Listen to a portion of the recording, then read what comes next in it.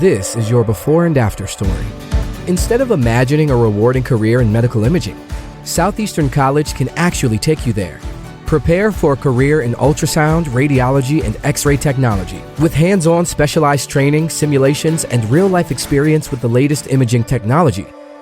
You'll be ready to play a vital role on any healthcare team. Transform your life by helping others. Southeastern College. Your future is bright. Visit scc.edu to get started. A warm up from the above. Welcome to lovely Las Vegas for Coast to Coast Hoops with myself, Greg Peterson, now part of the Beast Family Podcast. We've got a tremendous podcast for you. As joining me in segment number 2, it is going to be Blake Lovell, as this is the SEC Conference Preview Edition. And Blake joins me every single year for this podcast. He does amazing work over at Southeastern 14.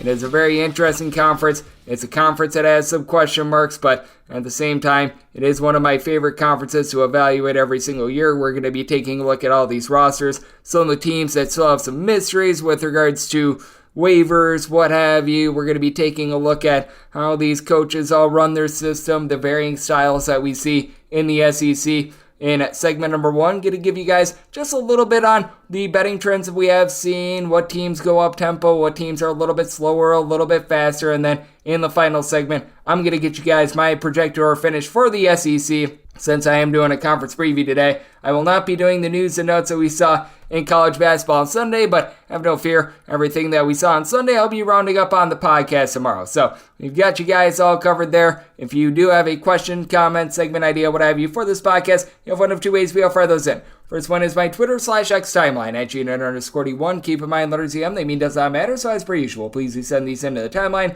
Other ways, find an Apple Podcast review. If you rate this podcast 5 stars, it is very much appreciated. From there, you are able to fire in whatever you'd like to hear on this podcast via that 5-star review.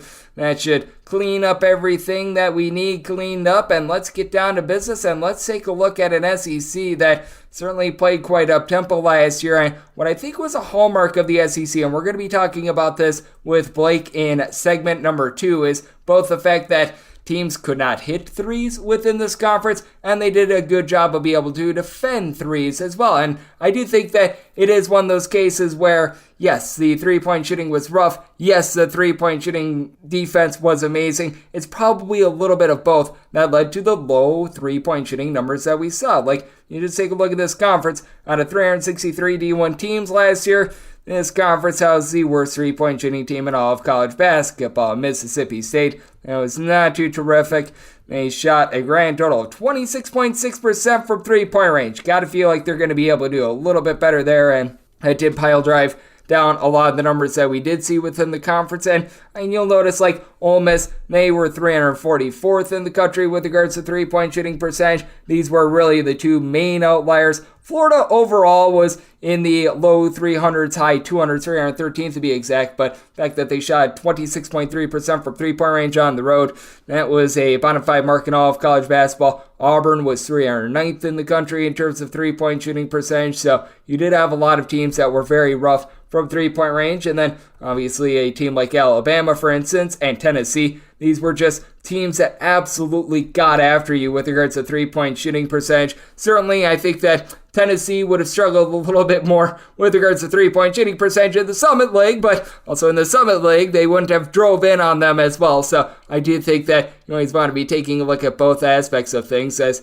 out of the top 6 teams in terms of opponent three-point shooting percentage last season, the SEC housed 3 of them. Auburn was number 6, Alabama was number 4, Tennessee was number 1, and even if you take a look at the road numbers for these teams as well, because obviously you've got a lot of great home court environments, all 3 of these teams, they ranked in the top 12 with regards to opponent three-point shooting percentage, so they did a very good job of being able to travel. They really did a nice job of being able to get all up in you, and this is a conference that, even though you've got a lot of up-tempo teams, they do a very nice job of being able to defend and just really making life miserable for you if you are on offense, as Tennessee and Alabama, two of the teams I was just talking about, they were in the top 4 in the country in terms of raw points allowed on a per possession basis, and then Mississippi State allowed a few more threes last season, though they were still towards the top of all of college basketball. They ranked 8th in the country in terms of opponents points made on a per possession basis as well. So you had a lot of really good defense within this conference. And you also always notice this every single year with regards to conference. You'll notice some teams that they get off to rough non-conference starts and then they really pick it up in conference. We saw that really with two teams last season. Texas A&M and Vanderbilt were able to do a really nice job when they got in conference after it was a little bit of a less than savory go for them out of conference. Like Vanderbilt, it was not so great for them to begin the season. Then they go 11-7 within the SEC. They were dealing with injuries to Liam Robbins all season long, so that certainly took a little bit out of them, but they were able to do a nice job of regrouping from there. And Texas A&M, this bunch lost to Wofford on their home court towards the back half of non-conference play, but then they were able to do a nice job being able to rise up. They earn a 7 seed to the NCAA tournament. They go 15-3 within the SEC. Now, from there, it was relatively rough when they went up against Penn State, but I always do find that to be very interesting within the SEC, as in the SEC, certainly it was Alabama who was able to take care of business. They were able to be that top seed in the NCAA tournament, going 16-2 within the conference. You could tell that the off-the-court issues that happened with Brandon Miller, they certainly did hurt them a little bit, but all in all did a solid job. And then, as I was alluding to, Texas A&M, they were your number 2 team. Kentucky, for as much scrutiny as they went under, they went 12-6. And then you had a nice middle within the SEC. Tennessee, Vanderbilt, Missouri, they all finished 11-7 within the conference. All these teams, except for Vanderbilt, were able to make the NCAA tournament as a conference. They were able to get 8 teams into the NCAA tournament, one of them being in the play-in round in Mississippi State. They and Arkansas both went 8-10 within the conference. Florida, they just had a rough go of it towards the back half of the season. They went 9-9. You had Auburn at 10-8, and you had a very clear bottom 4 within the conference.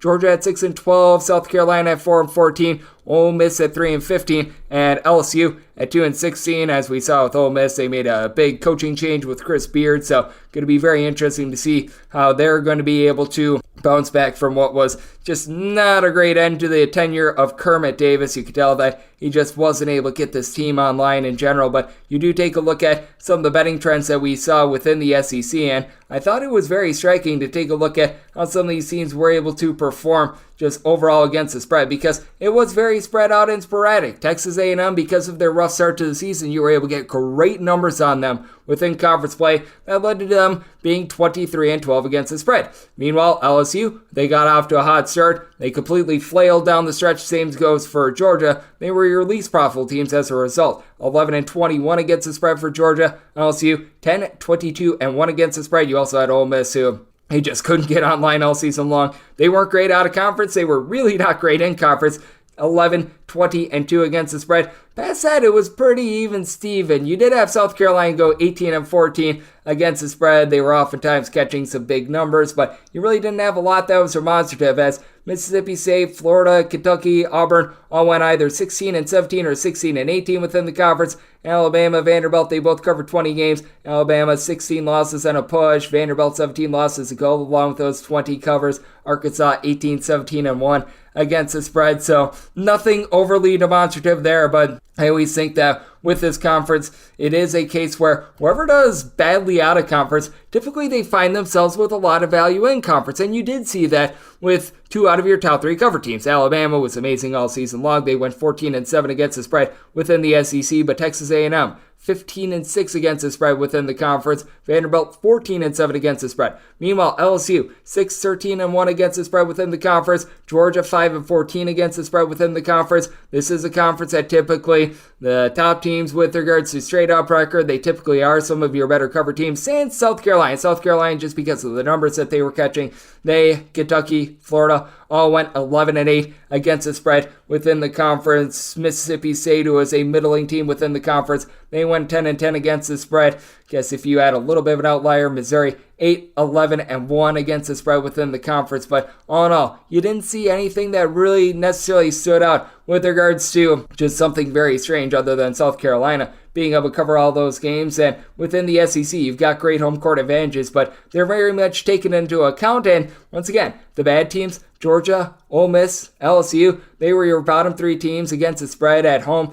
LSU 4-14 against the spread at home. Ole Miss 5-11-1 against the spread. Georgia 6-11 against the spread. Meanwhile, Texas A&M 12-4 against the spread. Texas A&M 12-4 against the spread at home. Tennessee 11-5 against the spread at home, and then you have Alabama 9-6, and most of the other teams were relatively even Steven. Where I think the intrigue comes in is with regards to the totals, because we have seen a lot of overs in the SEC over the last few years, but bookmakers adjust, because you saw in like the 2021 and 2022 seasons, the conference over rate was just absolutely ridiculous, and you saw it once again last year to a little bit of a lesser extent. It's not as demonstrative as what you saw during the, 2021-22 season, when all but two teams had at least 50% of their games go over the total, and all but four teams had at least 55% of their games go over the total. I don't know if we're ever going to quite see that again, but you only had three teams within the conference have fewer than 50% of their games go over the total in conference play. Tennessee, obviously, lockdown defense, 8 overs, 11 unders, and a push. Texas A&M got their act together on defense, 8 overs, 13 unders, and then Alabama, 7 overs, 13 unders, and a push. A lot of people think because Alabama was one of the most up-tempo teams in all of college basketball last year that led to a lot of overs, not so much. But with Kentucky, 13 overs, 6 unders. They got their offense going towards the back half of the season, and the defense was a little bit of a question mark. You had South Carolina, Florida, Auburn, and Mississippi State all have 11 overs apiece, with South Carolina 7 unders, Florida 8 unders, Auburn 8 unders, and Mississippi State 9 unders. So all these teams between 55 and 61% of their games going over the total. Vanderbilt, 14 overs, 7 unders. They weren't necessarily the world's greatest on defense, but they were able to get things going on offense. Arkansas and Georgia both had 10 overs to 9 unders. Arkansas with a push in the middle, and then Mississippi along with Missouri, LSU, all 10 and 10 with regards to overs and unders within the conference as well. And if you're taking a look at non-conference play, these teams, they can get slowed down just a little bit, as like Mississippi State, for instance, with that hardcore defense, 12 out of their 14 non-conference games went under the total. Tennessee, 11 of their 16 non-conference games went under the total. Heck, even Florida, out of their 14 non-conference games, 9 of them go under. Meanwhile, these teams that they do go super duper up tempo, they are going to play a few more overs. Like with Auburn, you saw them have 10 overs and 5 unders out of conference. Alabama, 9 overs to 7 unders. So it's a fascinating conference to say the least. One in which you do have some high flyers with regards to their tempo. Even a team like Tennessee, they're not necessarily the slugs of the slugs, and you tell that is a need for speed. So coming up next, we are going to be taking a look at all 14 of these teams with Blake Lovell. He does great work over at Southeastern 14. We're going to be taking a look at the roster moves, teams still in a little bit of limbo with regards to who is / is not going to be out there on the floor, with regards to some of those two-time transfer waivers and so much more. And that's up next right here on Coast to Coast Hoops with myself, Greg Peterson, now part of the Houston Family Podcast, the SEC Conference Preview Edition. Are you ready to become a winning sports bettor? Schedule a call with SBIA to find out how their service can make you a long-term winning player. They've developed an innovative algorithm that maximizes units return, and they are so confident in their system that they offer a money-back guarantee. Sign up by October 31st and get their MBA package at no cost until they reach 10 net units. They treat sports betting like a business. So if you want to learn how to make your sports betting dreams a reality, visit them at SBIA1.com and check them out on social media at SBIA Sports. And we're back here in Las Vegas for Coast to Coast Hoops with myself, Greg Peterson, now part of the VSiN Family Podcast. It is the SEC Preview Edition, and it would not be the SEC Preview Edition without this man, Blake Lovell. He joins me every year for this preview. He does amazing work over there at Southeastern 14, which I'm pretty sure this will be the last year of Southeastern 14 before it becomes Southeastern 16, 18. Who knows? By the year 2034, it might be Southeastern 34 for all we know. But Blake does an amazing job taking a look at this game that we all know and love. You're able to follow him on Twitter /X over at the Blake Lovell. That last name is spelled Lovell. And Blake, always great to have you aboard. Thank you. Always enjoy it, Greg. Thanks as always for having me on. Thank you, as always, for joining me. And Blake, let's start out by going to your neck of the woods and Vanderbilt, because I think that Vanderbilt is such an intriguing team. Had a rough go of it in non-conference play. They really rose up towards the back half of the season. Once again, were able to win a few games in the NIT. Haven't necessarily been able to get over the hump, make the NCAA tournament, and perhaps win a game, but they do bring back guys like Ezra Magnon. I always say that a little bit wrong, but he was able to do a solid job towards back half last year. And I think the big key is how much can Tyron Lawrence take from what he was able to do towards the back half of last season, and how much is this team going to be able to provide down low as well with the likes of Lee Dort and company? Yeah, I think it's very clear to me when you just look at the makeup of this roster that there's talent there. And I think that was kind of one of those things where you sort of look at overall depth maybe before last year, and you looked at some of those initial rosters, and you could tell that Jerry Stackhouse was just trying to, again, find anything he could, I think, to be able to put together a competitive team on a night-in, night-out basis in the SEC. But I think now they've been able to build off of just the player development aspect. And, like you said, Mannion comes in, is really developed now as, someone who can really handle the ball and do a lot of things for him. You mentioned Lawrence, what a big season he had last year. Developed as a player, decides to come back. That was huge for them because now they've got one of the best backcourts in the SEC going into the season. To me, the question is just a matter of, can everyone else continue to raise their games too? And you're going to undoubtedly have some of those breakout guys this year. I think Colin Smith's one of those guys probably that I would keep my eye on, just because I think the opportunity is going to be there. Played well down the stretch last year. And like you said, whether it's a Dort, whether it's other guys like that, to me, their season is going to pretty much be defined by the guys who are coming back that were younger last year and some of these guys that they've added to the mix as well. And can they just all sort of mesh together and be able to replace the production, that you had from a Liam Robbins and obviously a Jordan Wright transfers to LSU and all that. I mean, those were key pieces of why Vanderbilt made such a big run at the end of the last season. So I think the roster is getting better from a depth standpoint. To me, it's just a matter of, I think they go as far as the backcourt can carry them, and that can be pretty far given how good those two guys in particular are. Yep, I think that those two guys in the backcourt are absolutely massive. Would like to see some of those guys that they've not necessarily been able to develop as freshmen and sophomore down low be able to take those strides forward, but certainly I do think that there's a lot of upside for Vanderbilt with that backcourt. And what I think is going to be interesting is this backcourt with LSU, because it's a welcome back for Jalen Cook. I believe he needs a waiver to be eligible because this is his second transfer, so something to watch for there. But it was very clear what Matt McMahon had in season number one. It just did not work, and most of the guys that were on the roster last year, sounds like some of these ancillary pieces like Derek Fountain and company, they're now gone. And for LSU, I think that it's just turning the page from what happened last year, because it's a fresh crop of guys. They bring in Carlos Stewart, Will Baker and company, and just pretty much look at this as year number one for Matt McMahon. It is still wild to look back on last season and think about how they started, which again, they weren't winning a lot of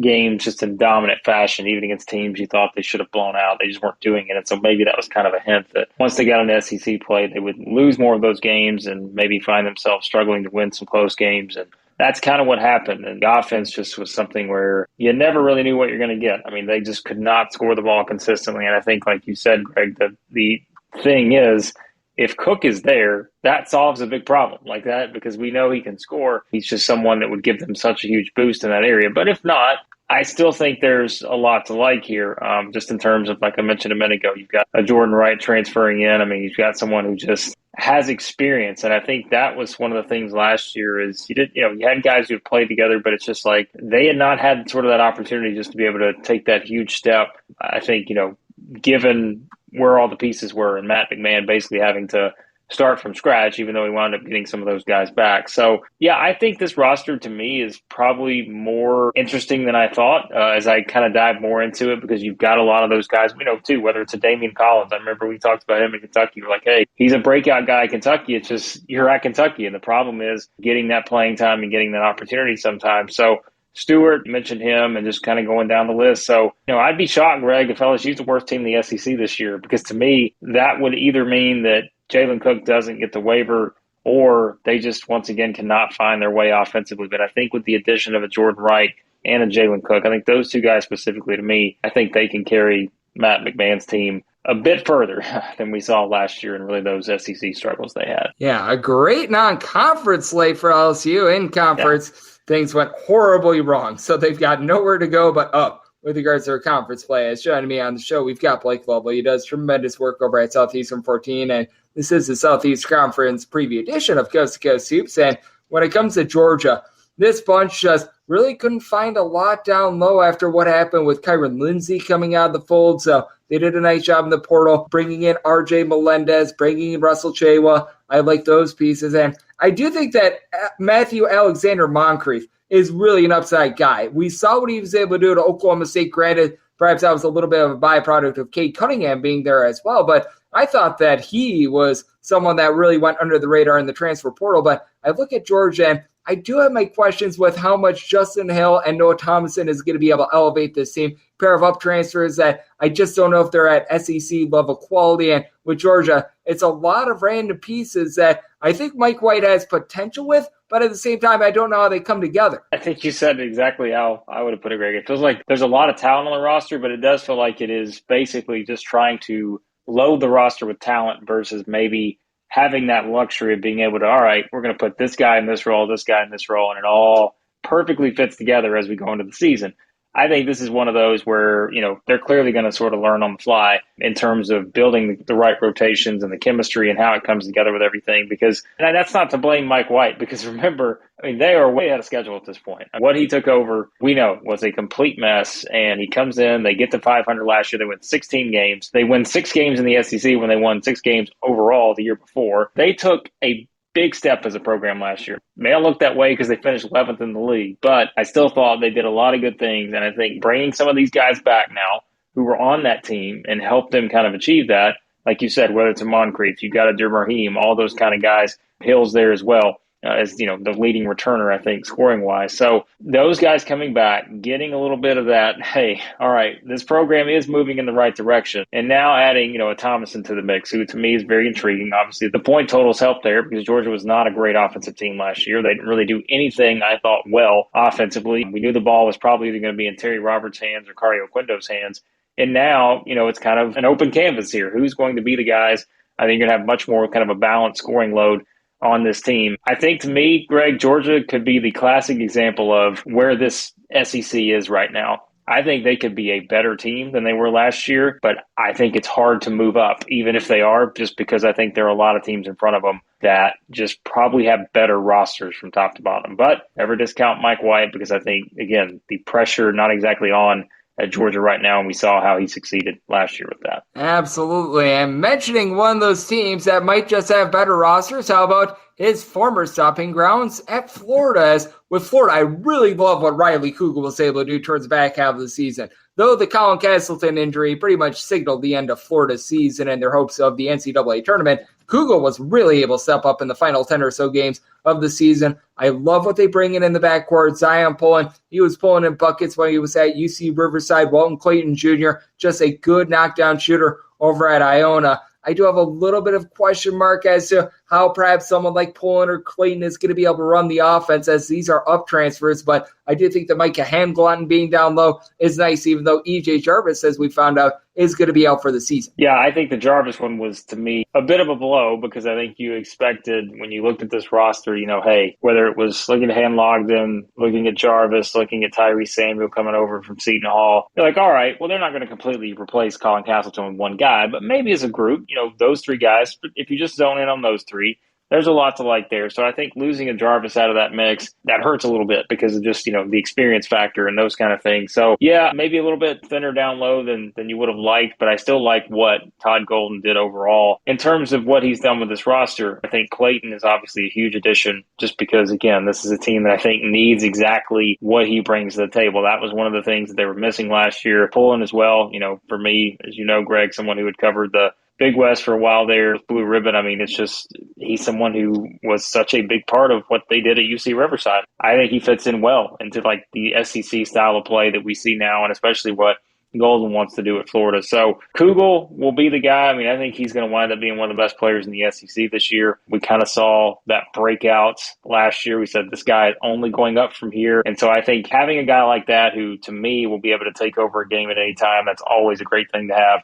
When you're in the SEC, you're going to play in some close games. His emergence, I think, is huge for just the program moving forward. But then it is really just seeing how some of these other pieces fit together, specifically in the front court for me. But yeah, I think that backcourt is going to be one that's a lot of fun to watch what they can do on the perimeter this year. And again, Will Richard, we know, is really going to help them from just a 3-point shooting standpoint too, because that was a team. I think, again, with the style that Florida wants to play under Todd Golden, they don't want to be shooting 31% from 3 like they did last year. So I think that goes up this year, clear focus on that, and I would expect Florida to be an improved team this season. And you're talking about Florida's three-point shooting. There's nowhere to go but up for Mississippi State. Out of 363 teams, their three-point shooting percentage was 363rd. And there's only 362 D1 teams this year. So by default, they will be better in terms of rankings for three-point shooting percentage. But with Mississippi State, the big question becomes, when does Tulu Smith come back in the fold? Guy that averaged 15.5 points, 8.5 boards, about 48, 72 hours before we did this podcast, we found out he's going to be out until SEC play, and that's big because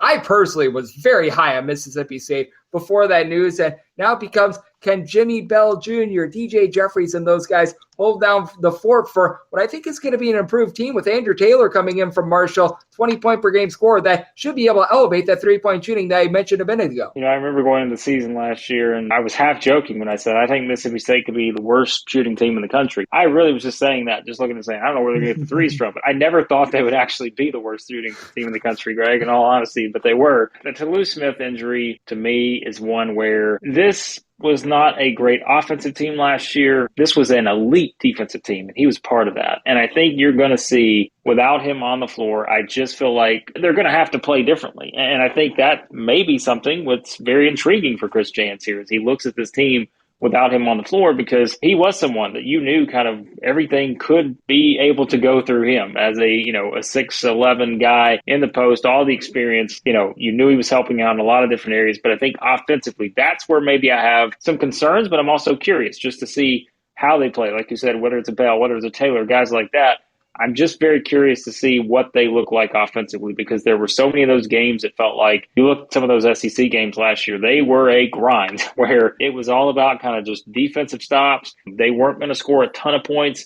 They were winning games, 60-something to 50-something. That was exactly what Mississippi State had to do last year. And I think it's going to be more of that, at least for a while he's out, because I still think the defense is going to be pretty good. But remember, you are having someone off the floor for a while here that just was a great rebounder, could block some shots, leading scorer, all those things. But in the meantime, hoping he comes back, early January, which will be kind of at the start of SEC play. If he does, everything's good to go. I still think, Greg, this is one of those teams that has a lot of upside in the SEC just because they have a star in Smith. They've got a lot to build around. And like you said, the shooting can't go anywhere but up. And I think they will be better in that area. Not sure exactly how much. But yeah, I think this is going to be a really good Mississippi State team, assuming that Tulu Smith comes back ready to go towards the start of SEC play. Yep, let's hope so as well, because that is going to be so massive for this bunch, and I absolutely love what they bring to the table. But losing him for what is going to be at the very minimum non-conference play is going to be tough, as Blake Lovell, who does great work over at Southeastern 14, is joining me right here on Coast to Coast Hoops. And let's take a look at the other Mississippi team. That'd be Ole Miss, and this is the biggest question mark in the SEC, in my opinion. We don't know if Brandon Murray and Musa Cisse are going to get a waiver to be able to play. Now, good news is Alan Flanagan is eligible. I think that he put in to enter into the transfer portal a little bit later, something like that. The NCAA obliged. They're allowing him to play. And that trio of Matthew Morrell, Alan Flanagan, and Jamin Brakefield, I think is going to be rock solid. You got size, versatility, guys that are able to pop threes. I like what they bring to the table. And then you get, figuratively and literally, the biggest transfer in all of college basketball, Jermaine Sharp, who averaged north of 4 blocks per contest. Absolutely tremendous. But the question becomes, how much depth is this team going to have? Because Chris Beard, he always wants to have a lot of options with regards to a defense-oriented team. And I think he's buying the pieces for the team to be much better on defense. So a few question marks with regards to the offense as well. If they have everyone, which to me would probably be a surprise at this point, I don't think that everyone will get a waiver. If they do, though, I think this is the team that certainly, you want to talk about it, makes the biggest jump this year. There's no doubt in my mind that they can all of a sudden be an NCAA tournament team and really be right there competing with teams near the top of the league. I really think that Beard kind of has that effect from a coaching standpoint and just with the way the roster looks. But like you said, even if maybe, a couple of those other guys aren't eligible, although I think, not to say Cisse's not, but I think Murray would be significant just from the scoring standpoint and what he could bring to the table there. But I still like that trio. Matthew Morrell, I think, has always been one of the more underrated guards in the SEC, just played on a team that had its struggles offensively. And then, a Brakefield, I think another one who is kind of underrated in terms of what he can do there and everything that he kind of brings to the table. And so I think there's a lot on this team. And Flanagan mentioned someone who we saw when he was at Auburn and he was healthy. I mean, he can play. Like, again, there was a reason he was at Auburn. Not just because his dad was there. Like, he can play. He's an SEC player. And I think that, now we kind of have that experience of someone like him. Morrell's experience at this point. Brakefield, we know, can do a lot of different things for this team.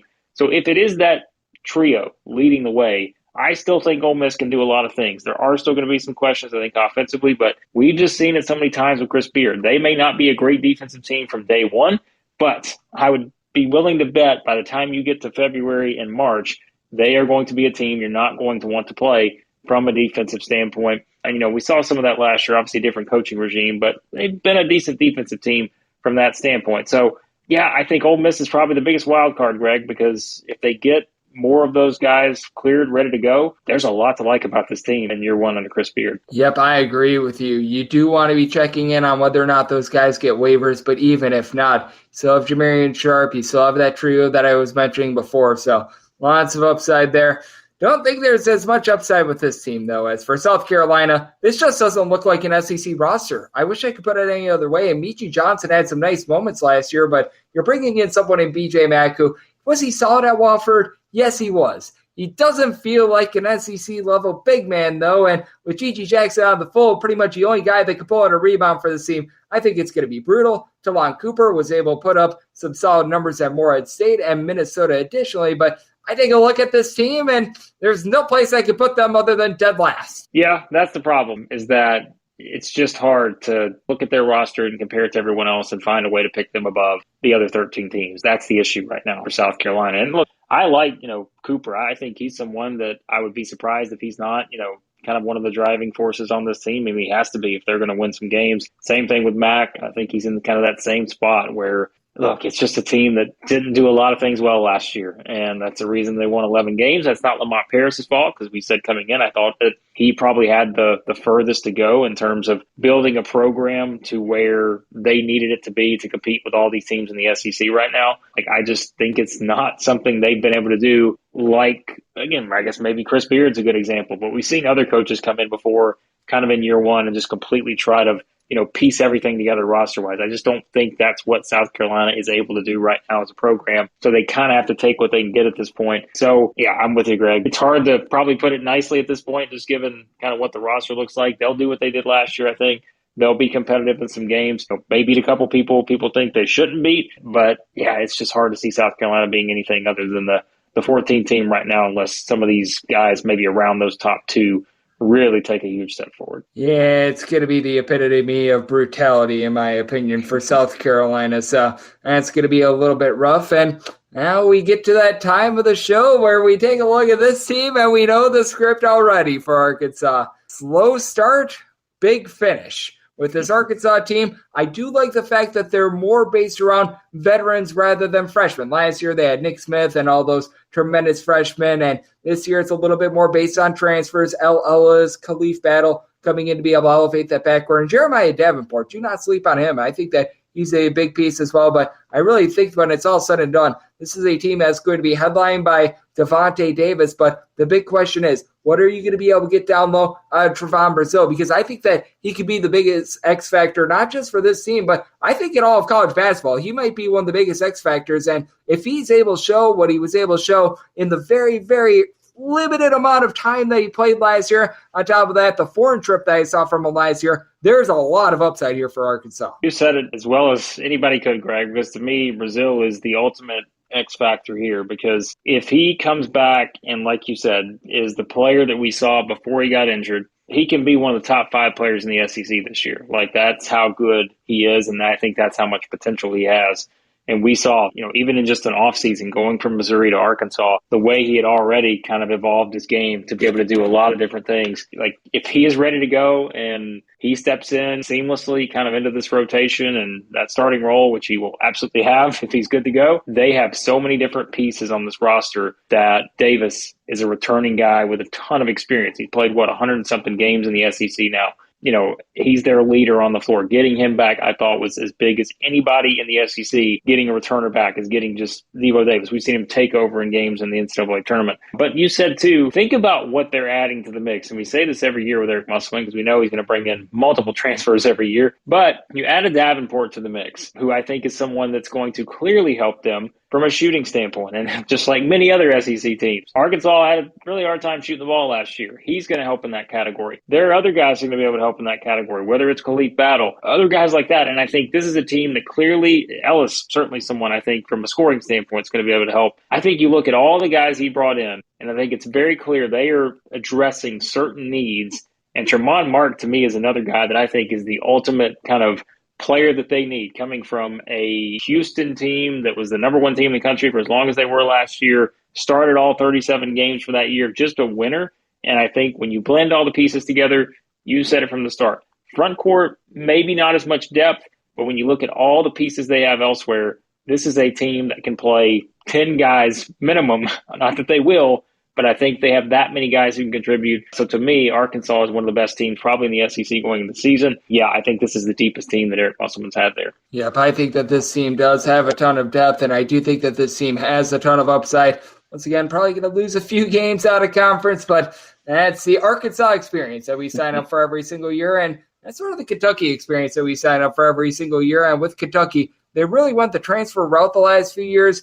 This year, they're going back to freshmen, and we do want to be checking in on Aaron Bradshaw, as he's been dealing with a bit of an injury, a 7-footer that's got so much versatility. So very much want to be taking a look there. But DJ Wagner, Justin Edwards, if you could find me a better pair of freshmen in the country, I would be very impressed, because I think these two guys are going to be awesome. You pair them up with Antonio Reeves, Trey Mitchell, love what they're able to bring to the table. But I think the question marks are, what are you going to be able to get out of the likes of Robert Dillingham, Ogunda Onyeso? Hopefully I said that correctly. These sorts of guys, because other than Antonio Reeves and for a little bit of a lesser extent, Onyeso as well, really no returning experience for a team with all sorts of talent, but all sorts of youth. I think the way I look at this team is like, is this Cal's last stand? Because it's one of those things where we know Kentucky fans have gotten frustrated. But like, if this is like, he has built the team that is ready to sort of withstand the battle here, because I think this is a team, you said it, I mean, just from a freshman standpoint, right? Like, would it shock anyone if Justin Edwards winds up being the SEC Player of the Year? Of course not, because he is just a do-it-all kind of playmaker. We know he's already projected as probably the number one pick in next year's draft. Maybe that shifts around a little bit, but I'd be surprised if he's not in the top couple picks. And when you just look at it from that standpoint, that's a great starting point in terms of that Edwards-Wagner combo. But it's also getting Antonio Reeves back, who I think will be able to get better offensive rhythm going than maybe did last year, because I think that was the team that wasn't necessarily built for Antonio Reeves' strengths. I think this team, it opens up a lot more opportunities for him offensively, and maybe a lot more open shots to where there's no, having to force a lot, because teams can't take their eyes off of Justin Edwards and a Wagner with what he's going to be able to do with the ball in his hands. When you consider it from that standpoint, that's enough right there to me for Kentucky to be a great team. But then it is Bradshaw coming back. If he's good to go, he is so talented as a freshman. And then it's Trey Mitchell, right? It's the added experience of getting Antonio Reeves back, which for a while there, we didn't know if that was going to happen.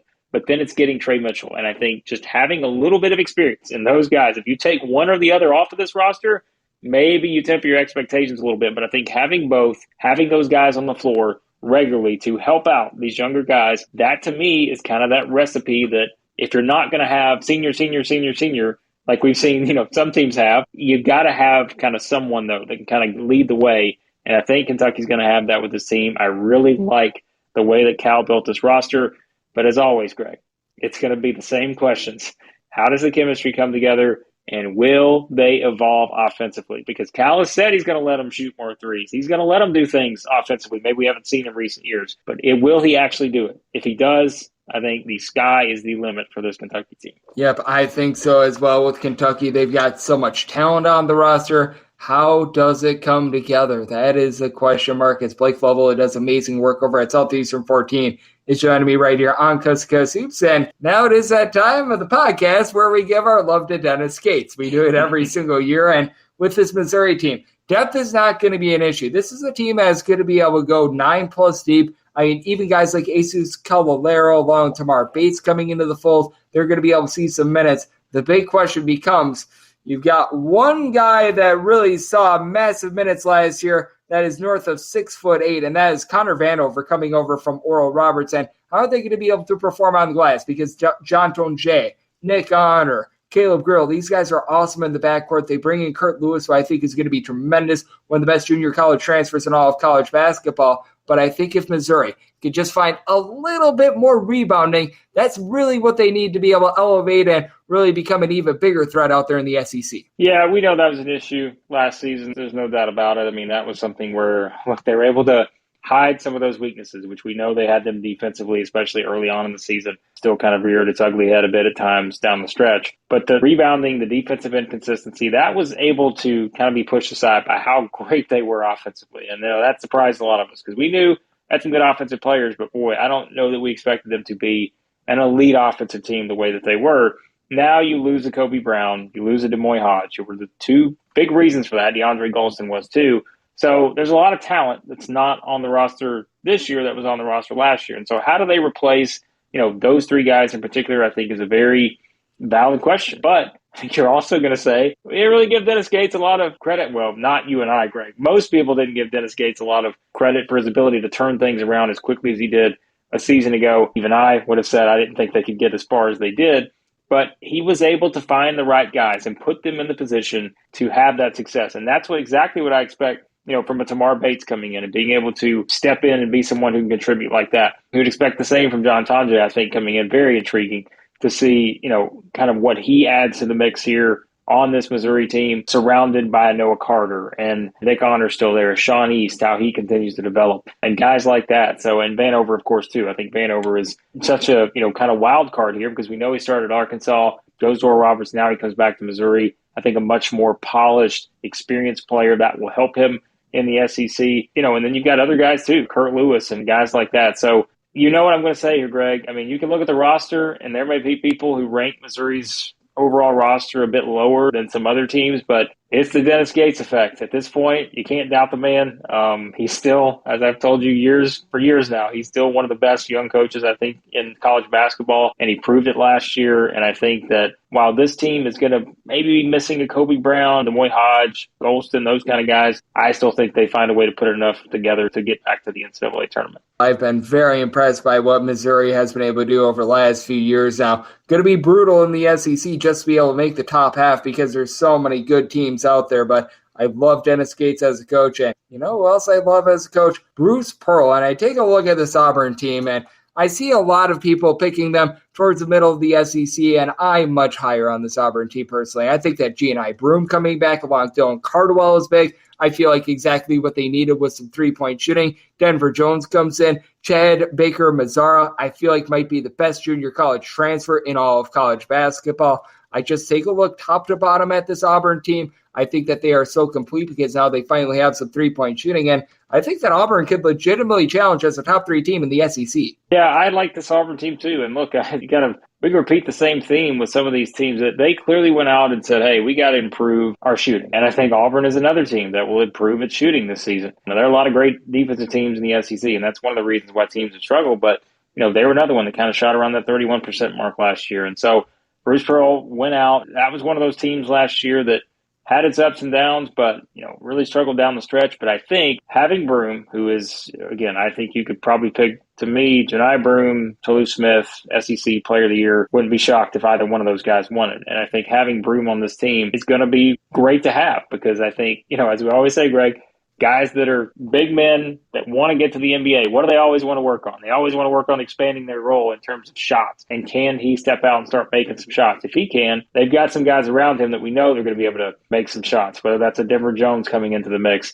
I'd be shocked if he's not one of the better scorers on the roster this season. Coming over from FIU, obviously he's used to playing an up-tempo style, playing for Jeremy Ballard. Jalen Williams, he is a fantastic, I think, forward in the SEC and doesn't always get the credit he deserves. But I think when you have a Broome, you have a Williams, Dylan Cardwell, another 7-foot guy, and just, the physicality that he brings to the mix. But it really is, I think, seeing how this guard group, Greg, really evolves because when we talk about great Bruce Pearl teams, it feels like we're always talking about teams that have, really, really good guard play. I think Aiden Holloway, Denver Jones, a Trey Donaldson, of course, Katie Johnson's back for what seems like his 15th season in college basketball. So you've got all those guys, and just kind of how that backcourt rotation pans out from a minute standpoint is probably the biggest question for me, because I think all of these guys are talented. But ultimately, I'd be shocked if we're not looking at the end of the season and saying, hey, Aiden Holloway's become like that next great point guard for Bruce Pearl, or Denver Jones has kind of really continued that scoring threat that we know that he brings to the table. Because everything else to me is pretty much, you feel good about Broome being one of the best players in the league. Jalen Williams, Cardwell, all those guys. But I think some of those additions like that, and even a Chad Baker-Mazzaro, someone else too, can make shots, for him as well. I like the depth on this Auburn team, and I really do think that when you just look at it overall, this is one of those teams that I think is, it's not going to match perhaps the Final Four team he had several years ago, but roster-wise, I think there's a lot to like here with this one. Yep, I think that there's a ton to like with this Auburn team, as well as there's always tons to like when Blake Lovell's aboard. He does amazing work over at Southeastern 14, and we're doing the SEC Conference Preview Edition right here on Coast to Coast Hoops. And when it comes to this team, lots and lots of moving parts. That'd be Alabama, and I do have my fears with this Alabama team. I do like the fact that Mark Sears is back in the fold, and I do like what they brought in the transfer portal with someone like a Latrell Bright. So you've got Aaron Estrada coming in as well, but you have to wonder, those guys taking a leap up from the mid-major level up to the SEC, how are they going to translate? And on top of that, for Alabama, the reason why they had their success last year is that they were much better defensively than we have seen from Alabama in the past. Now you lose Noah Clowney. Now you lose Brandon Miller, guys with lots of versatility that were able to hit the glass. I like Grant Nelson, and he's got a lot of physical attributes, but at the same time, he's on a North Dakota State team that wasn't very good on defense, and that's a big question mark that you have with Alabama, because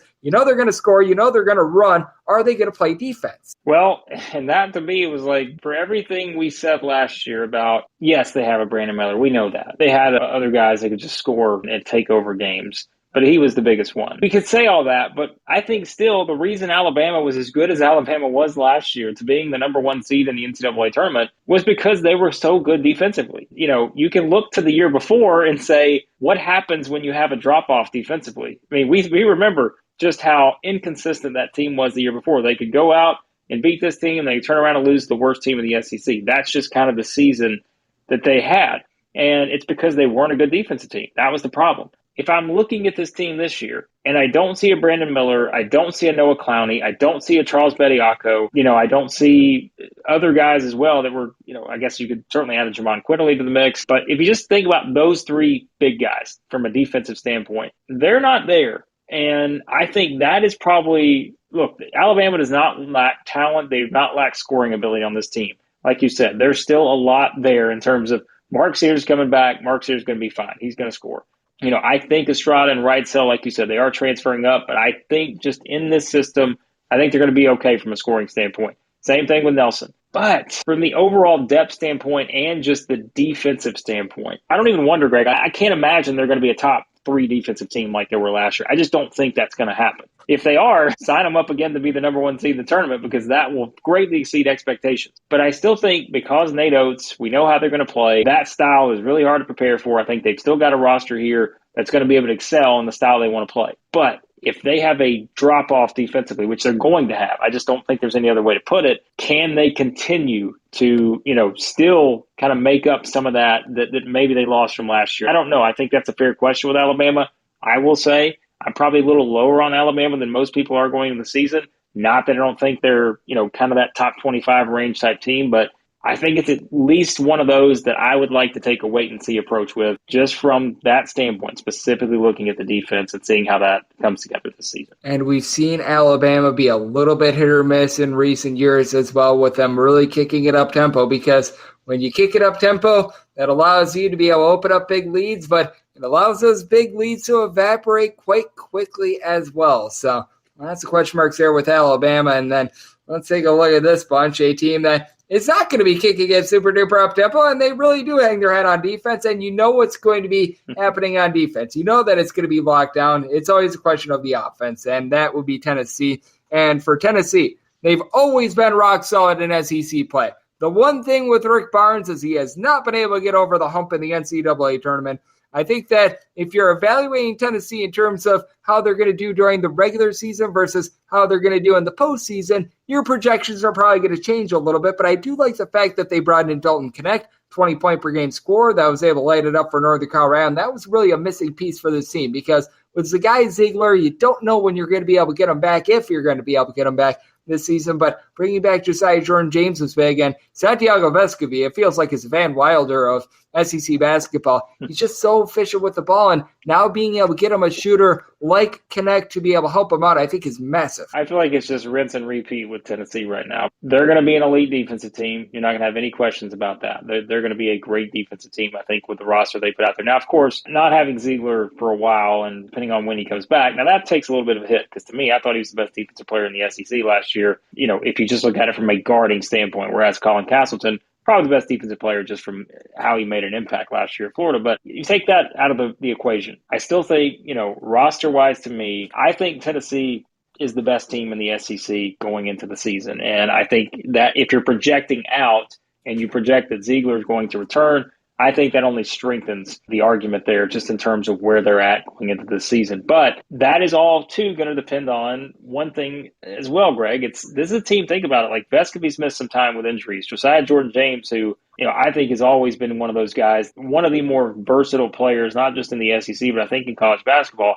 He's missed time with injuries too. So it's keeping everyone on the floor and knowing that you're not going to have your, Ziegler as well. But I think that's where Freddie DeLeon comes in. And I think he's not getting enough love so far in terms of he's going to be the guy that runs the show here at point guard. And that gives, Vescovi a lot of opportunities, I think, off the ball. DeLeon is someone who's going to come in right away. Great playmaker, I think, at the point guard position. 6'5", all that. He's got the size. And so I'm really excited to see kind of how he's able to kind of run this thing offensively. Maybe he's exactly what they need to be able to really improve. Are they still going to have some of those stretches offensively? I don't know. But I do think he gives them a little maybe something there that could help push them forward from that standpoint. And someone else, Toby Awaka, has been the breakout player of the summer. If you just look at what he did for Team USA at that U19 World Cup, just a tremendous talent that we've kind of known that he's a tremendous talent. It was just kind of waiting for that breakout, and I think this is it. So if you add all that together with Dalton Knecht joining the mix and scoring-wise, I just think that this Tennessee team is deep.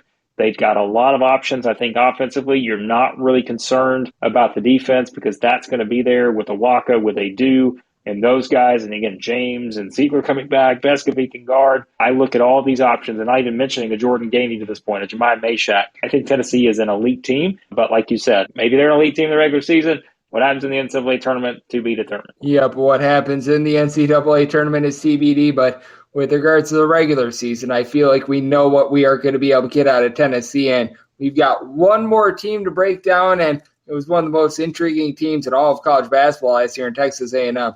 I still remember when the team lost at home to Wofford, and things were not looking great there. And then Texas A&M becomes the number 2 team out there in the SEC, and they bring back darn near everyone. Last year was a whole is greater than the sum of its parts team, and they've got a lot of pieces around this guy. But Wade Taylor, I believe, is a fringe All-American candidate. I think that this guy is in for an absolutely tremendous season. I love his overall game. And then you've got around him someone like Emmanuel Obaseki, who his season was cut a little bit short, but he's a good three-point shooter. Henry Coleman, Therese Radford, these guys are able to hit the boards. In terms of Radford, gives a lot of good play out there on the perimeter as well. This team defends. This team is deep. I really like this Texas A&M team, and I believe that they're going to be there when it's all said and done in the top 3 in the SEC. Yeah, I'm with you. I think, you can put that to me, Tennessee, Texas A&M. I mean, I could go probably deeper than that, but it's just, yeah, like you could certainly make the argument that A&M's the best team in the league going this season, and I wouldn't be that against it because, like you said, they may have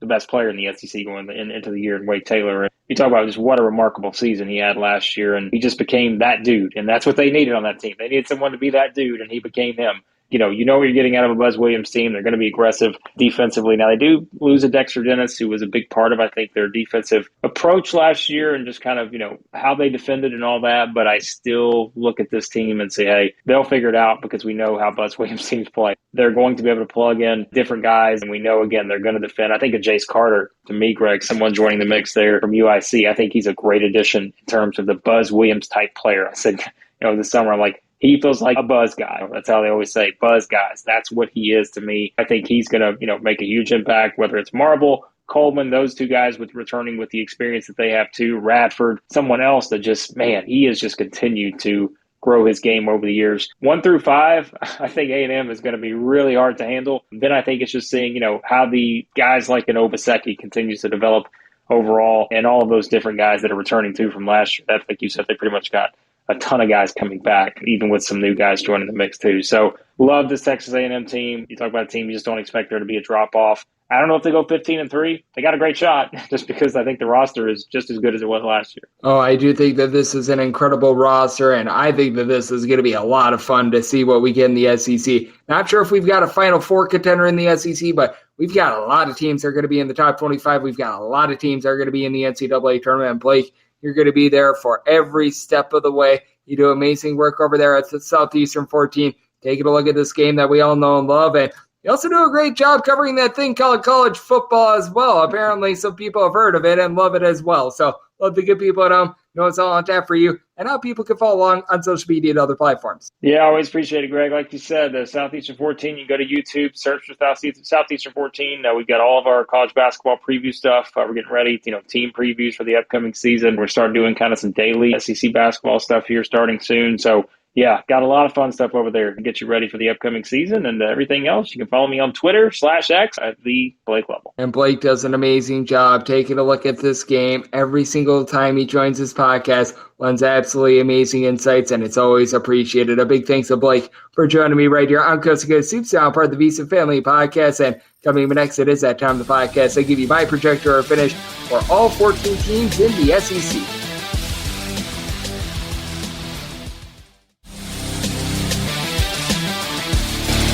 And we're back here in lovely Las Vegas for Coast to Coast Soup with myself, Greg Peterson, now part of the VSiN Family Podcast. It is always great to get Blake Lovell aboard. He does amazing work over there at Southeastern 14. Taking a look at the great game of college basketball. He's joining me for so many conference previews in so many different seasons. Every single time he joins this podcast, he lends amazing insights. It is going to be a just whale of a ride with regards to this SEC this season. I personally just don't see one clear Final Four contender, but I see a lot of teams that are going to be very rock solid. Blake, he's going to be along for the ride. He does such good work just taking a look at this fine conference, which I know that the joke comes up from time to time when he joins this podcast. He is going to need to change a name at some point of Southeastern 14 with all the conference realignment, but those guys over there do amazing work, and every single time Blake is aboard, he does a great job of giving us the goods. So a big thanks to Blake for joining me right here on Coast to Coast Soups, now part of the VSiN Family Podcast. Friendly reminder that because I am doing a conference preview today, all the news and notes that we saw in college basketball on Sunday, those are going to be rounded up tomorrow. So we've got you guys all covered there. So now let's dive in with regards to my projector or finish. And with regards to dead last, in terms of my projector or finish, I think that it's very clear here. It is going to be South Carolina. Now, if there is a little bit of upside, I like what I saw to Michi Johnson towards the back half of the year last year for South Carolina. They didn't stop fighting on Lamont Paris. They were able to rise up. They were able to pull off a few upsets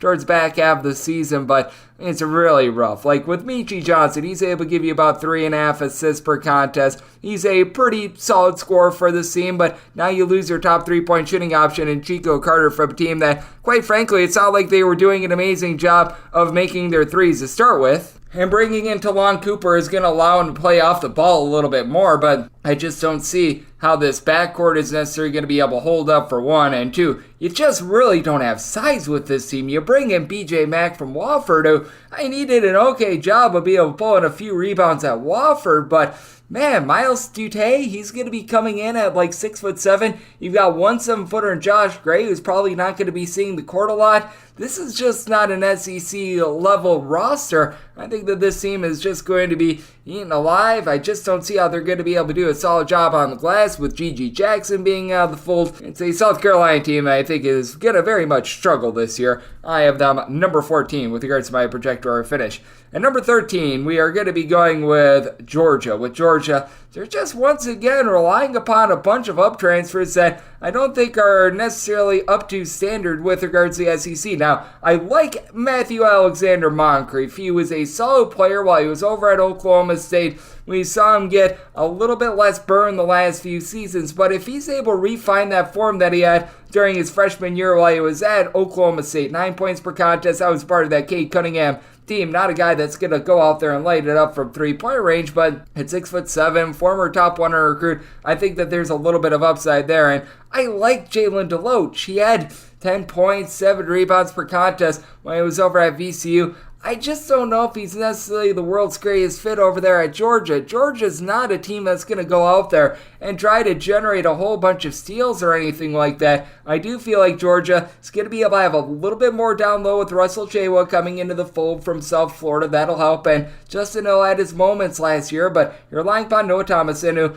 he was solid out there in the Metro Atlantic. Now you have to step up and be the man for an SEC school. RJ Melendez has a little bit of upside, but once again didn't see a lot of minutes over there at Illinois. Massive question marks with regards to Georgia. Not a lot of three-point shooting with this team as well, so I do think that it's going to be a big-time struggle for our good friends over there at Georgia. I've got them number 13 with regards to my projector or finish. At number 12, we're going to be going with LSU. With LSU, it was honestly a very good start to the year last year for them, and then things went down the toilet bowl, but you're going to be having to rely upon Jalen Cook being eligible because he is a two-time transfer, and we are not sure of that. And whether or not Cook is in/out of the fold, this doesn't change my opinion too much of LSU, just because I do think that they are a little bit up against it now. What I do like for this team is bringing in Carlos Stewart. Carlos Stewart was able to do some nice work while he was over at Santa Clara. A double-figure score that's able to light it up from three-point range. And Will Baker is a 7-footer. He should be eligible. I believe that he is a graduate transfer.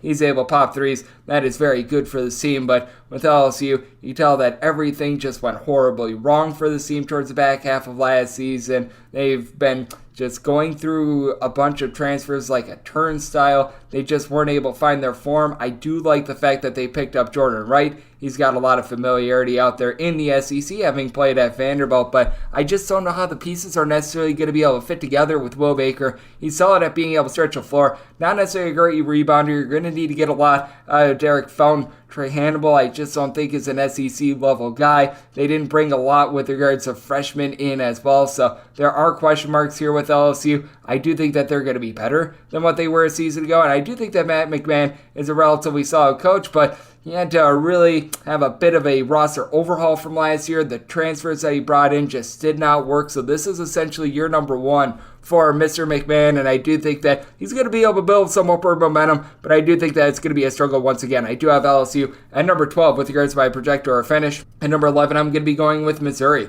Missouri was able to get away with having absolutely no rebounding last year, and they do bring in Connor Vanover. Connor Vanover is awesome. I mean, a guy that stands, some people listed him at 7'5". I think that he's closer to about 7'3", but when he was at Oral Roberts, he was able to do some really nice work, 12.5 points, 7 boards, 3 blocks. He's able to pop threes, but we've tried him in the SEC before. When he was over at Arkansas, he had a year where he was a starter where he averaged 6 points, 4.5 boards, 1.8 blocks per contest. I think this time around, he should be able to have a little bit more success, and let's call it what it is. When you're at Arkansas, there's a arms race with regards to minutes, and it is good that he comes in from an up-tempo style like Oral Roberts. I do think that he is going to be able to make that transition, but past that, you really have nothing with regards to rebounding. I like Caleb Grill when he was fully healthy. While he was over there at Iowa State, he was really a heart and soul player for this team, and I do think that he's going to be able to elevate this bunch. You've got a lot of depth.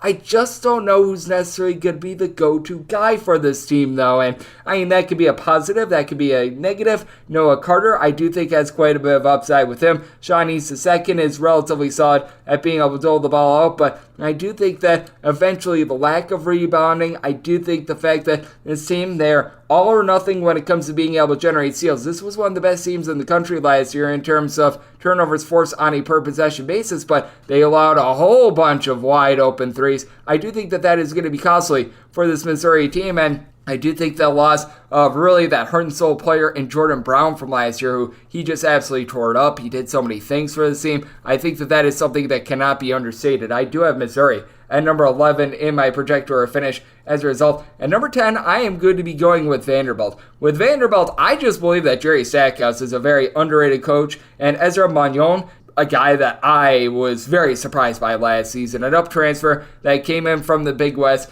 He was able to really create at the end of games. He had a little bit of a clutch gene going on with him and does a nice job of being able to dole out the ball. He was able to give out right around about 3.8 assists to 1.5 turnovers per contest. Very efficient. Not a guy that's going to go out there and light it up from three-point range. That is going to be a little bit of an Achilles heel for this Vanderbilt team. You do have a little bit of question mark when it comes to three-point shooting. You've got Tazos Camateros, who comes in from South Dakota at 6'8". He's able to pop a few threes. I do think that Lee Dort is going to be able to take some strides forward as well. Was a little bit silent during his freshman year. You'd like to see a little bit more there. You would like to see a tad bit more out of Colin Smith as well. But I do think that we are very much sleeping on Tyron Lawrence. I think that Tyron Lawrence is really going to be that heart and soul guy that is going to be able to, in what I believe is his senior year, I don't think it's his fifth-year senior year, but his senior year, I think he's really going to be able to take those strides forward. First 2 years at Vanderbilt really didn't do a whole heck of a lot, and then he just completely exploded for 13 points per contest,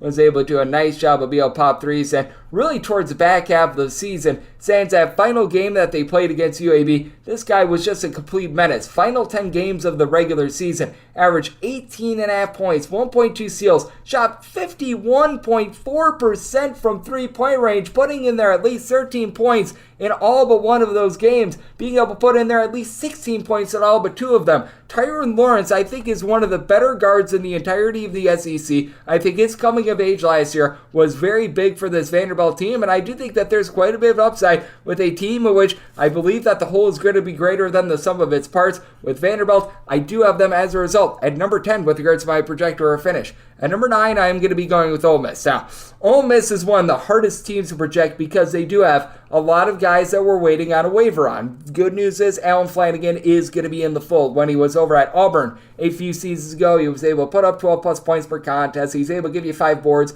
6'6" guy that's able to do a wide variety of things, and he's going to team up very well with Matthew Morrell and Jamin Brakefield. We can talk all that we want about Chris Beard bringing in a bunch of transfers, and he does bring in a bunch of transfers. There's a good chance that they're going to be without Brandon Murray this year, but you bring back a guy in Morrell who was really that top scorer for the team last year. 14 points per contest from three-point range, was a little bit shaky last year. 30.5% from distance after 2 seasons ago, was shooting more around 38.5% from three-point range, but I really think that in this style, with Chris Beard being able to coach him up, I think that he's going to be able to do some very, very solid work. Was able to dole out 2.5 assists per contest as well. This team does need a little bit more of an identity in terms of being able to dish out the ball, but with Morello as well, it was very encouraging what you saw in the back half of the season with him. Final 8 games, right around 3 assists and 2 turnovers per contest. Was able to put in there about 15 points per contest. I really like his overall game. It started out very hot as well. I believe that he dealt with a few injuries that were a little bit under the radar that did limit him just a tad. With Brakefield, he's 6'8", he's able to pop threes. Now, you would love to have Moussa Cisse out there, one of the best defensive big men in all of college basketball, but even if you don't, Jamarian Sharp, you are going to have him out there. The national leader in blocks last year. He is figuratively and literally the biggest transfer in all of college basketball at 7'5". You got Rashad Marshall's coming in as a freshman as well. I think that he's going to offer a little bit of something. Austin Nunez, not necessarily a guy that's going to go out there and give you a lot of points, but he's going to be able to play some tough defense with Ole Miss. They just weren't able to keep up in the SEC last year because their defense wasn't up to snuff. Chris Beard is going to get that defense to be humming regardless of who he's going to have out there in the fold. Little bit of question mark with regards to this roster, but they did a great job of hitting the transfer portal. I see this as a bubble team for the NCAA tournament. We got Ole Miss, number 9, with regards to my projector or finish. At number 8, I'm going to be going with Alabama. With Alabama, you just lose so much from last season, and I like the fact that they bring in Aaron Estrada, a guy that was at Hofstra last year, able to put in there 15 points, 5 boards, 5 assists. He's just so limitless what he's able to do. And Latrell Wrightsell Jr., while he was over at Cal State Fullerton, he was a walking bucket for that team, but Now they have to go from being the top scorers at their respective schools to now being second, third fiddle guys that are going to need to go up against SEC competition night in and night out. Love what I saw to Sears as well. He should be really the ringleader of everything with 12.5 points, 2.5 assists per contest last season. You have to figure that he's going to take over a lot of the ball handling duties. So that's a little bit of a question as well. Do you have the ball in his hands a little bit more? Do you give it to a little bit more of Aaron Estrada as well? Chris Parker is someone that comes in at 6'6". He's got good versatility. And Grant Nelson is someone that I love. This guy was a human highlight reel over at North Dakota State. And this is the sort of big man that you do want with this program, because with Alabama, they are consistently one of the top teams in terms of tempo and total possessions per game in all of college basketball. But let's just call it what it is. You lose what was really able to push Alabama over the top. We noticed 2 years ago when the team fell short, it's because they played no defense whatsoever. Guess what you got with Brandon Miller, a guy that was able to guard multiple positions, was able to hit the glass. Noah Clowney was able to give you 8 rebounds per game. Charles Bediako was able to give you 6 rebounds per game. These guys are all gone. You don't return anyone other than Sears that really gave you north of 3.1 rebounds per contest. You're going to need Nick Pringle to be able to step up, and I think that he's going to be able to do a relatively solid job, but they just don't have that same level of low post play that they did have a season ago. And we've noticed with Alabama, unless if their defense is very much solid, and I think that it's going to take a step back this year, they're a middle of the road SEC team. We did see that 2 years ago, and I fear that that might be the case this year just because of how brutal this conference is. So as a result, I do have Alabama at number 8 with regards to my projector or finish.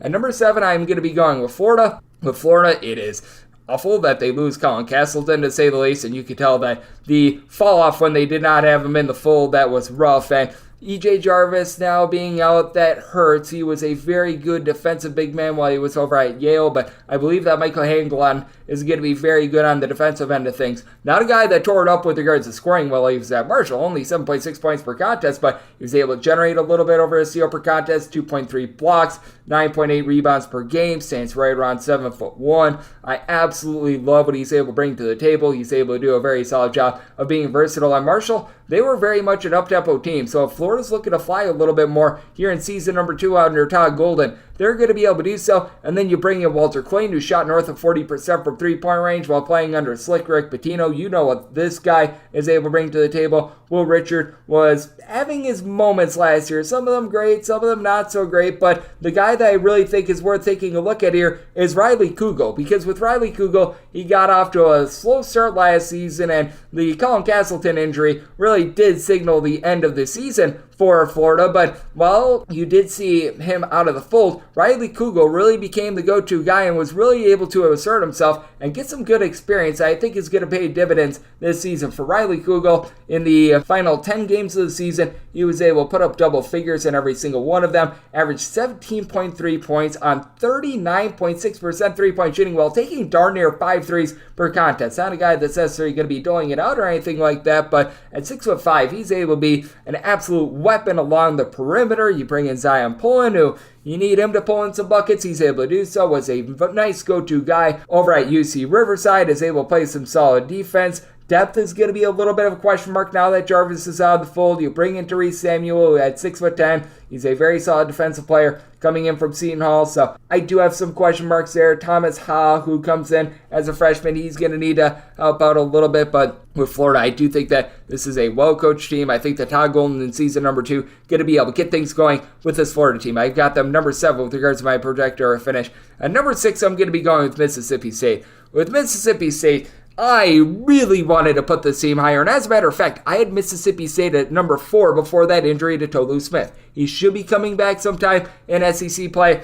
That is a gut punch. He was the only guy on the roster that was really able to give the team double figures last season, was able to give you north of 8 rebounds per contest. Just tremendous on the defensive side of things. Does a solid job as a rim protector. Not necessarily a guy that's going to get you a whole bunch of blocks or anything like that, but absolutely love his game. So this is one that it stings, to say the least, but still, with this bunch, what they did is they upgraded the three-point shooting, and boy, oh boy, did they need to. They were dead last in the country last year in three-point shooting percentage and still was able to make the NCAA tournament. Now they bring in Andrew Taylor. Andrew Taylor, north of 20 points per contest, looked really good on this team's 4 tour, shot 36% for three-point range last season when he was at Marshall. Now, word of caution, he shot more like 33% this season before. He's sort of been all over the place, a career about 35.5% three-point shooter, but regardless, he is going to be able to elevate this backcourt, a backcourt that they just get up into you. They're able to generate turnovers. They do a great job with on-ball defense. Guys like Deshaun Davis and company, I really like what they bring to the table. Shaquille Moore, I think, is a little bit of a better shooter than what he showed through last year. Trey Ford is someone that comes in as a junior college transfer, and he's going to be able to do some nice work. And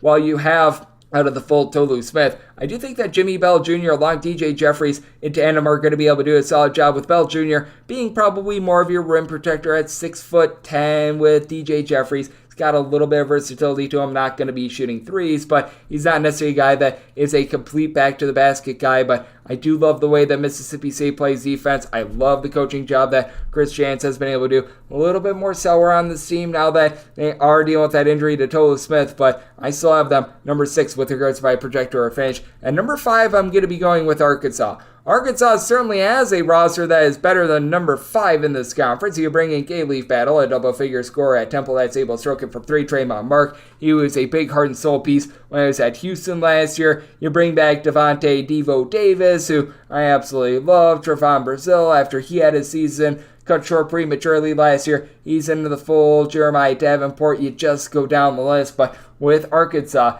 I mean, it's just like clockwork with this team. You know that they're going to be struggling a little bit early on during the season. That should linger into SEC play just a little bit. I don't think that they're going to be going sub 500 with regards to conference play, because I do think that even someone like an Ellis, who he had to do everything over at Louisville. He's a much more efficient player than the guy that we saw at Louisville last year that had 4+ turnovers per contest, because a bad shot for him was much better than a good shot for many of the schlubs that he had on that Louisville team. I mean, they were just completely bereft of talent. They had no guards whatsoever, so everything had to go through Ellis. But with this Arkansas team as well, they had some troubles with regards to three-point shooting. I think that Battle is going to be able to elevate them. Jeremiah Davenport has been a little bit of a streaky shooter throughout his career, but I do like this Bay Fall, who comes in at 6'10". He's a nice big man that I think is going to be able to help out. They don't have quite the freshman star power that they had a season ago, but I do think that that's going to be a little bit to their advantage as well, because with Arkansas, the big reason why they struggled last year is because you had guys like Nick Smith, all those freshmen that they were just in and out of the fold due to injury. I think that a clean bill of health for Devo Davis,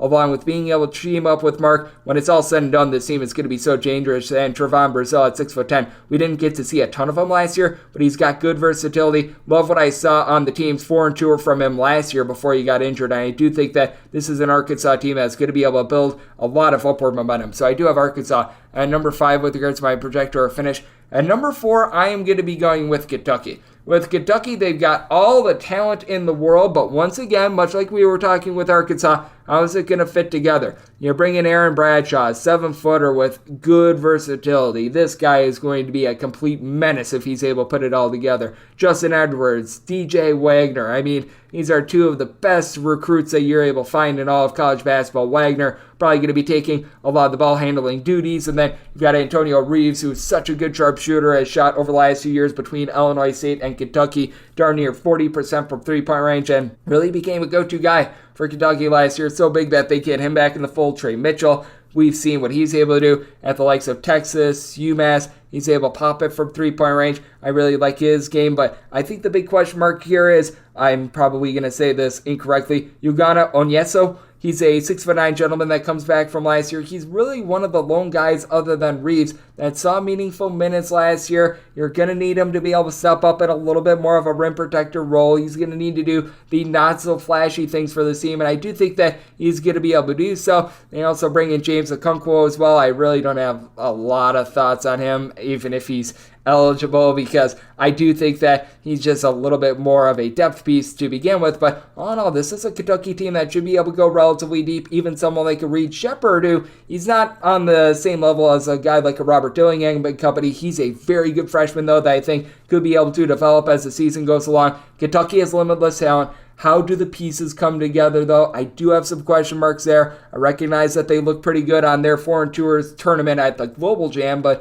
there are still some question marks, especially with Bradshaw dealing with an injury as well. So I do have Kentucky at number 4 in my projector or finish. At number 3, I'm going to be going with Texas A&M. Talk about running it back with Texas A&M. They bring back darn near everyone from a season ago. Now, the one thing I will say about Texas A&M is that they, too, got off to a really slow start last year. Like, they lost a game at home to Wofford last year. They got boat raced in a game against Boise State on a neutral court game that was technically out there in the state of Texas. They had a really less than savory start to the season, but when the team was able to bear down, they were able to bear down, and I always love to use this phrase, the whole is greater than the sum of its parts. So you've got a top scorer that's able to do a very solid job of being able to help out with that with Wade Taylor the fourth. I do think that he's going to be able to elevate last year. 16 points, 4 assists per contest. He's going to have the ball in his hands a lot, but past that, you've got someone like a Julius Marble who will give you like 9 points, 4 boards. Henry Coleman who will give you more like 6 boards, maybe 9 to 10 points per contest.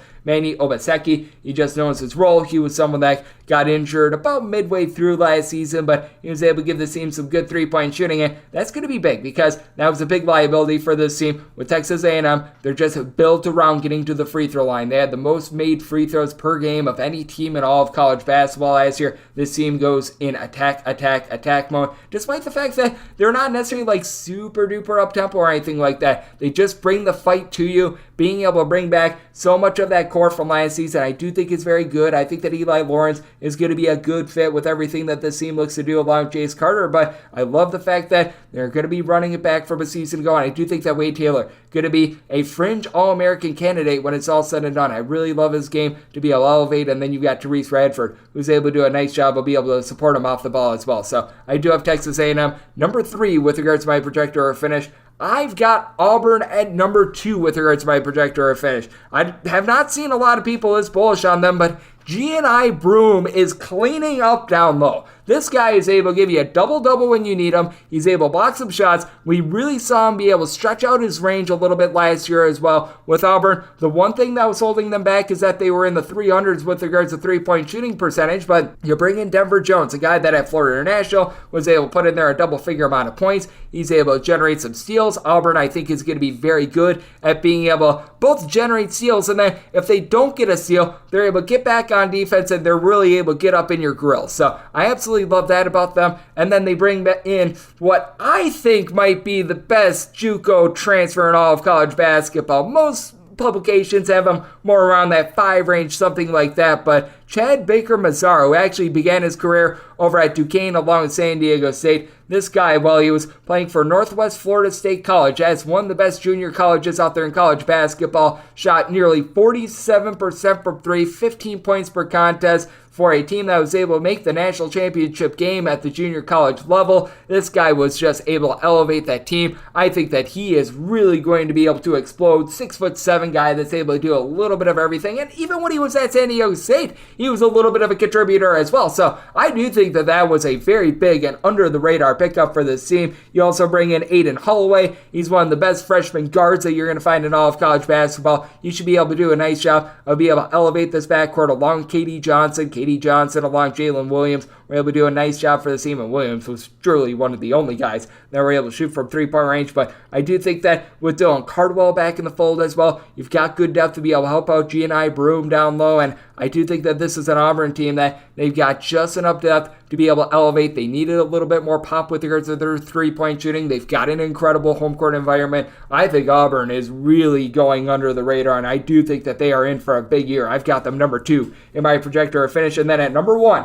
and this is for the regular season. I'm not saying that this is a team that is going to be going furthest in the NCAA tournament. We are talking in relationship to the regular season conference crown. I am going with Tennessee. I still do have my question marks with whether or not Rick Barnes is going to be able to get the job done in March, but in getting the job done in January, February, like March 1st, so it's like last SEC games of the regular season, I think that it's going to be there. Now, we do have some question marks with regards to Zakai Ziegler. One, is he going to be able to get that out there on the floor? But it was very clear that Tennessee, they needed to address one thing, the fact that sometimes this offense gets a little bit stagnant, and they did a very nice job bringing in someone in Dalton Connect who I think he's going to connect with his teammates, as last season when I was at Northern Colorado, was able to put in their 20 points, 7 boards, shot 38% from 3. Now, I recognize that he comes in from a Northern Colorado team that they were allergic to defense. That is not necessarily too terrific, but I do think that he is going to be able to be a good fit. We have seen Rick Barnes be able to meld guys into this defensive style, and I do think that they are going to be able to do a good job of helping out there. You've got Josiah Jordan-James, who, a lot of people forget, he was like a former top 40 or so recruit, and just does a little bit of everything. When he's fully healthy, he'll give you like 10 points, 5 boards, a block, a steal, shooting the mid-30s from three-point range. Doesn't do one thing great, does a lot of things very solidly, and it feels like Santiago Vescovi is a Van Wilder of the SEC because he's back for another year as well, and I just always love his game. He doesn't turn the ball over a whole heck of a lot. Now, sometimes he can go a little bit cold with his shooting, but it's been a career about 38% three-point shooter. He's able to give you right in the neighborhood about 11.5 points per contest. Last year, he gave out 3 assists to only about 1.5 turnovers per contest. Does a good job of rebounding, and that's a hallmark of Tennessee. With Tennessee, this was one of the top rebounding teams in all of college basketball last year, and losing Olivier Kamwa is tough, but they're able to absorb a blow like Olivier Kamwa because not a single player on this roster, and Kamwa was the guy, averaged more than 5 rebounds per game. Someone like a Jonas Adu, I think, is going to be able to do a relatively solid job down low. He was able to give you about 4.9 rebounds per game. Losing Julian Phillips is a little bit tough, but honestly, I was expecting a little bit more out of him as well. You do lose some of those ancillary pieces from a season ago, but they did a nice job of being able to bring in someone like a Connect. I think that Freddie Delani, he's going to be able to do a relatively solid job coming in as a freshman along with Cameron Carr. They're going to see a few minutes. This is always a team in which the whole is greater than the sum of its parts, and don't sleep on Jordan Gainey and what he's able to bring to the table in that backcourt as well. I've got Tennessee number 1 with regards to my projector or finish. And now we'll wrap things up for my SEC preview edition right here on Coast to Coast Hoops, now part of the VSiN family of podcasts. If you do have a question, comment, segment idea, what have you for this podcast, you do have one of 2 ways we offer those in. First one is my Twitter/X timeline at Juden_D1. Keep in mind, letters CM, they mean does not matter. So as per usual, please do send these into the timeline. Other ways, find an Apple Podcast review. If you rate this podcast 5 stars, it is very much appreciated. From there, you're able to fire in whatever you'd like to hear on this podcast via that 5-star review. A big thanks, as always, to Blake Lovell. He does amazing work over there at Southeastern 14, and I'll be coming at you guys every single day on this podcast here in the offseason, getting you guys the news and notes of college basketball and taking a look at everything that we're getting news-wise with regards to injuries, what have you, and then once we get in season, picks and analysis on every single game, every single day. So appreciate you guys joining me today, and I'll be back with you once again tomorrow. Take care.